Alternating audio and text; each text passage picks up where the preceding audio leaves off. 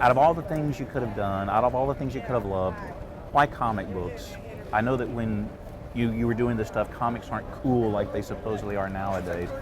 What is about the medium that attracts you and appeals to you?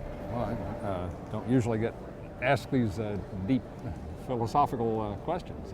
I just grew up on, I guess the reason for me was I grew up on my sister's comic books, like I've told many interviewers. She was not a comic collector in the sense of keeping them in order and searching, but she was a hoarder.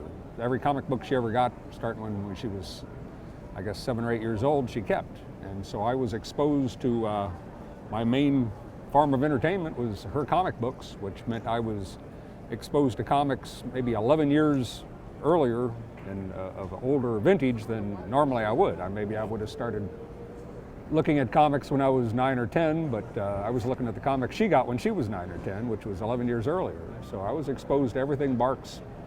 Well, primarily she had Dell comics, of course, like that's the best-selling comic books in those days.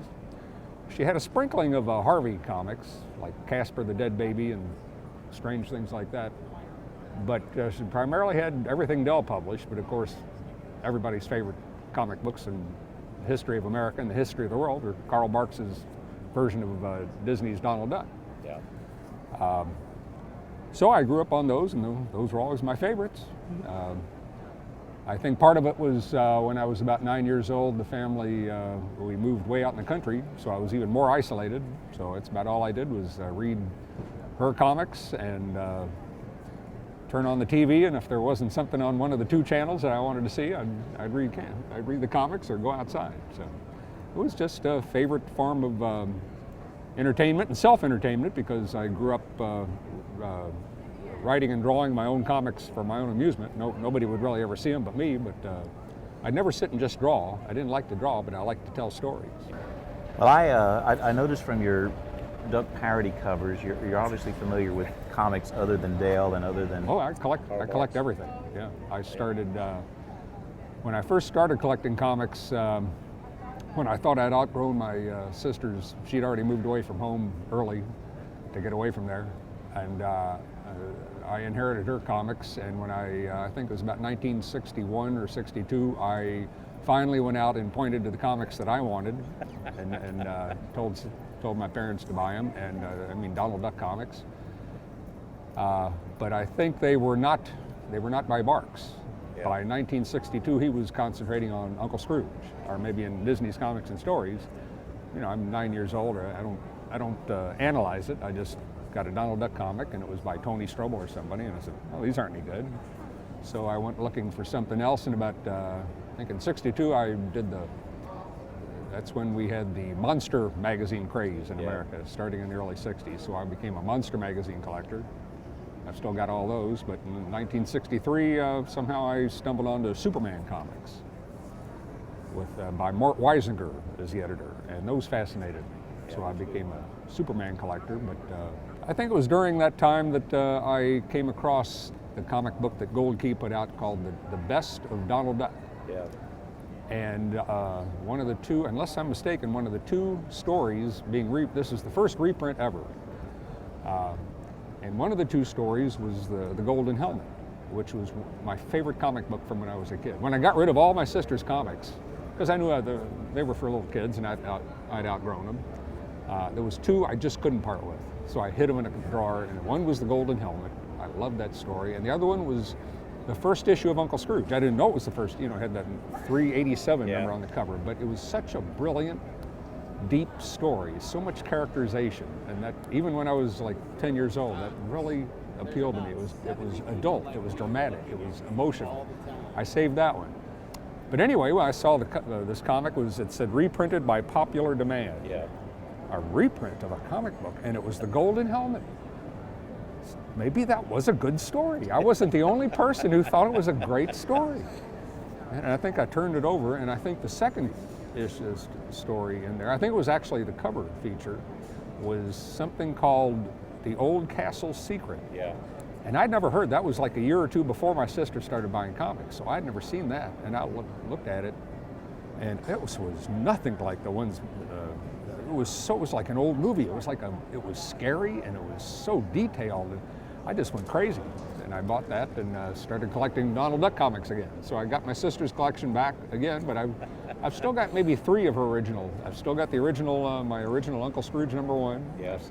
I've still got my original Golden Helmet, and there's one other comic that somehow must have got lost and misplaced, and I found it again years later. So I got 3 of her original one-owner comic books.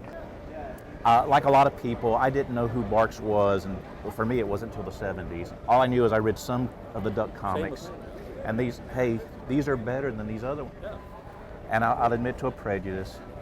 I went to your first story, The Son of the Sun, with trepidation because it wasn't going to be Barks.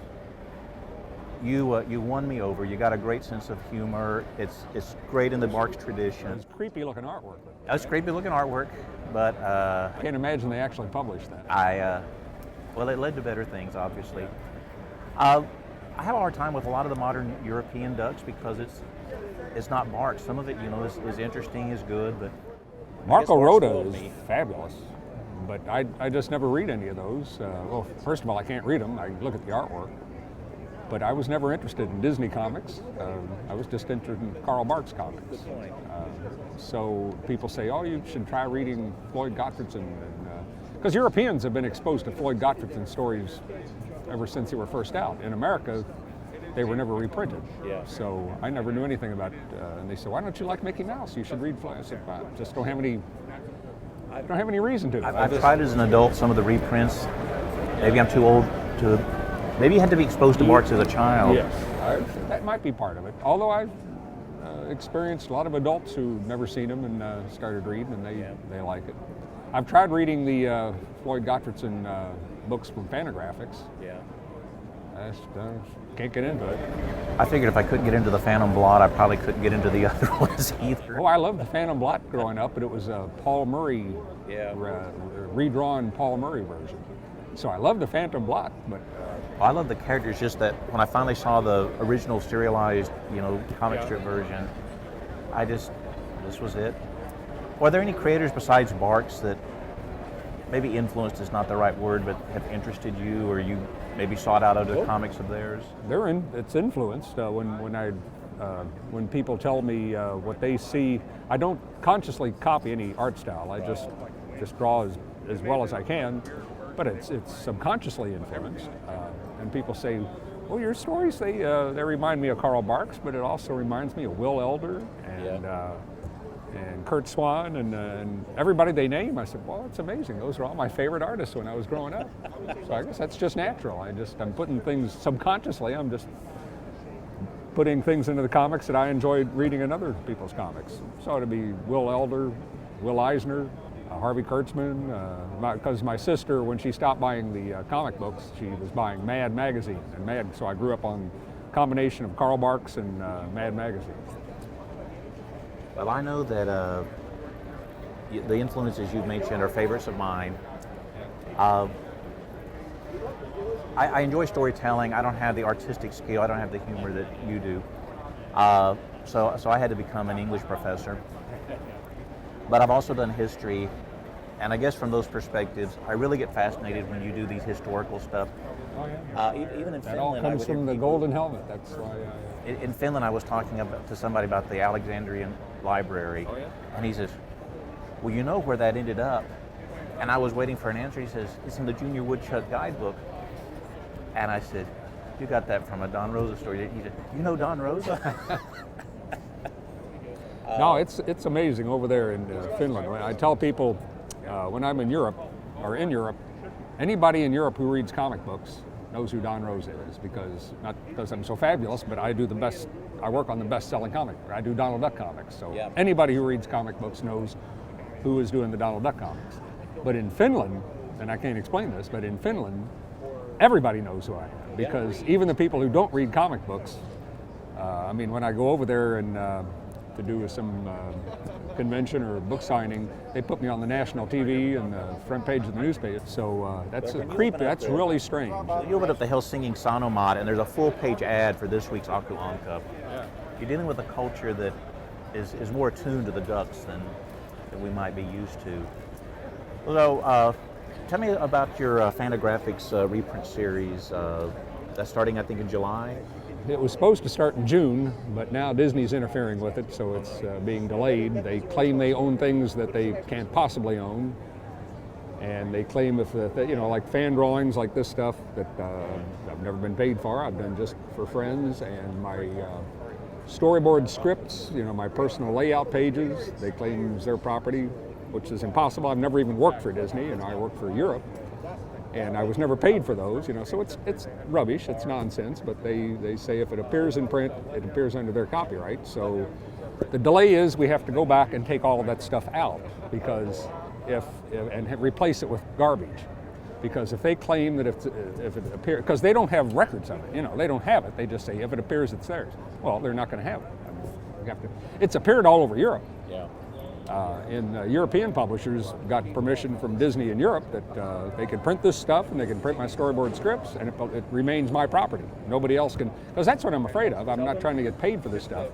I don't want it to appear in like the Fantagraphics book or the Egmont book in Europe, and then other Disney publishers all over the world just take it and use it without my permission or without my control. So I don't want to get paid for it. I just don't want it to become Disney property. Like I say, in Europe, Disney agreed to that. In America, Disney is bully. They bully everybody. So now they're not the stories that are going to be in there. The stories will be the same, but all the extras that the fans want to see and I want them to see and they deserve to see, we have to pull all that out because Disney is Disney. All right, well, thank you for your time. I have appreciated it. My pleasure. I've enjoyed your work for years. I've been blessed with 7 children. All of them are Don Rosa fans. All of them are Carl Barks fans. That's even better. Good. And, I had them, and I never was I guess I was a hoarder. To me, it's no good if your kids can't read it and you can't share it with them and share it with others. You don't have them slabbed? No. Of course not. Well, only idiots do that.